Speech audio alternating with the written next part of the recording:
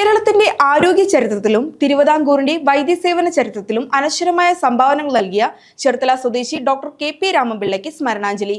രാമൻപിള്ള ഓർമ്മയായിട്ട് 69 വർഷം തികയുന്നു. ആധുനിക വൈദ്യശാസ്ത്രത്തിന്റെ കേരളത്തിലെ ആദ്യകാല പ്രയോക്താക്കളിൽ ഒരാളാണ് ഡോക്ടർ കെ.പി. രാമൻപിള്ള. പക്ഷേ ചരിത്രത്തിൽ വേണ്ടവിധം അടയാളപ്പെടുത്തപ്പെടാതെ പോയ ദുര്യോഗത്തിന് ഉടമ. ജന്മനാടായ ചേർത്തലക്കാർക്ക് പോലും തുലോം അജ്ഞാതൻ. Doctor K P. രാമൻപിള്ള എന്ന ഭിഷഗ്വരന്റെ കൈപുണ്യം ലഭിച്ച ഭാഗ്യവാന്മാരായ രോഗികളാരും ഇന്നില്ല. അതായിരിക്കാം വിസ്മൃതിക്ക് കാരണം. MBBS മാത്രമല്ല, ഇംഗ്ലണ്ടിൽ പോയി ENT, MRCP, FRCS ബിരുദങ്ങൾ നേടി. ഇന്ത്യയിൽ തന്നെ ഇത്രയും ബിരുദങ്ങൾ നേടിയ ആദ്യ ഭിഷഗ്വരനായിരുന്നു രാമൻപിള്ള.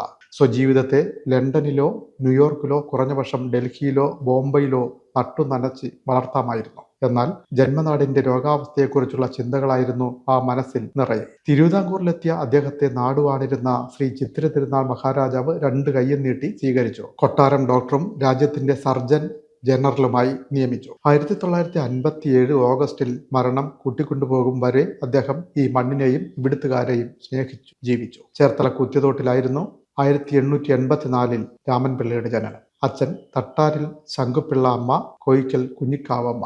വൈക്കം സർക്കാർ ഹൈസ്കൂളിൽ പഠിച്ച് മെട്രിക്കുലേഷനിൽ ഉയർന്ന മാർക്കോടെ ജയിച്ച രാമൻപിള്ള മദ്രാസ് സർവകലാശാലയിൽ നിന്ന് ഇന്റർമീഡിയറ്റ് പരീക്ഷയിലും അതേ മിന്നും ജയം ആവർത്തിച്ചു. മദ്രാസ് മെഡിക്കൽ മിഷനിൽ നിന്ന് MBBS ഗോൾഡ് മെഡലോടെ ജയിച്ച ശേഷം ഉന്നത പഠനത്തിനായി ഇംഗ്ലണ്ടിലേക്ക് പോയി. ഇന്ത്യൻ ENT ചികിത്സാരംഗത്തിന് പുതിയ ദിശാബോധം നൽകിയ തിരുവിതാംകൂറിന്റെ ആരോഗ്യ ഭരണത്തിന് നേതൃത്വം നൽകിയ സർജൻ ജനറൽ, ജനസേവനത്തെ ജീവിത ധർമ്മമാക്കിയ മഹാവൈദ്യൻ എന്ന നിലയിലാണ് അദ്ദേഹത്തെ ചരിത്രം ഇന്നും ആദരവോടെ അനുസ്മരിക്കുന്നത്.